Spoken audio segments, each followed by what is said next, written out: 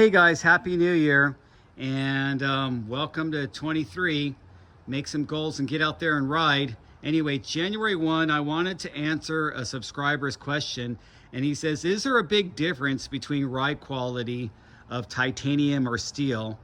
And I'll give you my limited experience. I haven't rode a lot of different bikes. I kind of keep the same frame for a long time and switch out wheel sets, put different wheel sets on it, and kind of rebuild it up with different parts and stuff like that.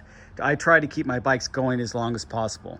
Now, when I bought this frame, I knew I wanted to get another rigid single speed. I had a rigid steel single speed. I had the 9er Sur 9, but I wanted something that was a little softer feeling and nicer ride. And then that's what I got. But I had that at a price. This is Seven's best top of the line titanium with the SLX. Now it's called the XX, and it's made out of what they call their Cirrus tubing. If you look at the Seven's website, you can see that's their top of the line titanium tubing that they use. They actually used to make a steel tubing too. And so when I got this built up, I was like, wow, this is like a huge BMX bike. It's like a pump track bike, but I use it on the mountains, and it feels great. It's direct, engagement as I pedal, because it's a single speed and it's single speed specific. There's no extra routing. There's just that one routing for the brake, for the rear brake, but there's no routing for gears or anything like that. I wanted a super clean looking single speed, and that's what I got. And then I said, well, I needed some gears, and I wanted to ride a geared mountain bike again, and I got this Escar Hayduk. And the reason I got this is a couple things. I knew that they were making quad butted chromoly steel. I've already had double butted Reynolds 853 double butted steel, but I wanted to try quad butted chromoly steel. Now, this is not custom sized. It was a little bit small for me. I'm in between a small and a medium, but it was really had a long reach, and look how long that top tube is, and look at the Geo.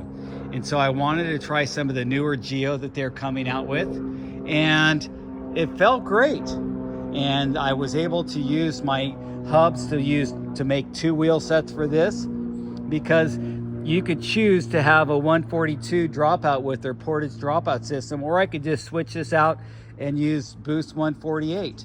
And so it was really nice that they gave you that option. I really like how the brake mounts are mounted in here, the same as my 7. And I fell in love with steel. This steel rode better than any of my past Reynolds 853 steel frames. And I thought, well, this rides like such a great geared bike. Why not build up a steel single speed where I could have a dropper post? Because as you know, my other single speed didn't have a dropper post, and where I could have a fork. That Geo was made specifically on my 7 to be around that rigid fork and the way that is. And actually that's pretty slack for a rigid fork, but I wanted something that was built for a 130 or 120 millimeter travel fork. And I knew the Escar Jaffe would keep that same slackness without raising my bottom bracket too high, and so on and so forth. And I could fit bigger 29-inch wheels in this newer Jaffe, because now this is years later when 29 by 2.6 tires were really prevalent, and a lot of manufacturers were making them. So I built this up and I said, yes, this is it. This is actually my fastest riding bike. It rides really nice. It's more comfortable than my 7 because of the fork mainly, but that steel rides really nice. So I think this quad butted steel is as nice as a custom titanium, but I went ahead and got another custom titanium mainly for the size. I wanted something sized properly to me, and that's why I got this Evergreen.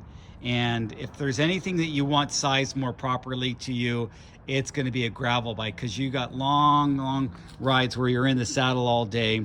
You want something sized to you that fits your torso, fits your legs, and it's just real comfortable to ride. And so this was built up with Seven's help, and I didn't go with the higher end Cirrus. This has the argon titanium and which is their double butted titanium. So it's not quite as soft, but I actually asked them to build it soft, and I think they do some magic with their chain stays and things like that. So they take all that consideration to make something that's going to ride. I wanted a 2x because I want an all-day bike. I don't want something that I just take in the gravel and go uphill. I want something that can carry speed through the flats too. So that's why I wanted a 2x system.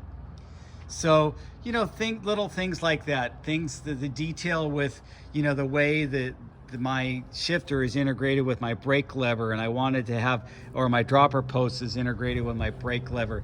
These little things matter to me, and I think maybe they don't change the way the bike feels, but it just matters the way the bike is set up and the way I like the bike. So here's my recommendations. If you want to save money, get yourself an Escar Hayduke or an Escar Jaffe or another frame that does quad butted chromoly, and it's going to ride just as good as titanium, but not going to be as light. If you don't want to spend all out into a custom, then get a double butted titanium frame. You'll spend a little bit more, and it'll ride really nice too, and be lighter. But if you're going to go custom, you might consider going custom steel or custom tie, just depending on what you like. And if I was going to go either way, I would go with the custom steel probably. Just, I think you would have more choices with having a custom bike really designed for you and the way you want it to feel, and save a little bit of money.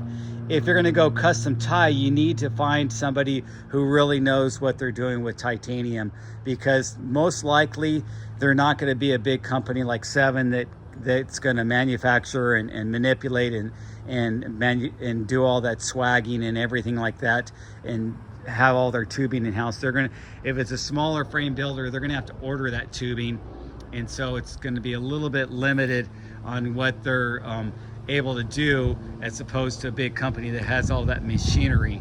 If they're doing custom steel, they probably can do a lot more with it, because steel is a little bit easier to work with, if that makes sense. So anyway, thanks for watching. I just wanted to have this video. Wish you guys a happy new year. We're about to have the Rose Parade here in Pasadena, so I'm going to put my bikes away. I'm actually going to give them a wash for the new year, and that's why I have them out here, and then get out there and enjoy my day. And I hope you guys enjoy your day. Get out and ride for 23. Stay fit, ride for life, and fit for life. Talk to you guys later. Thanks for watching.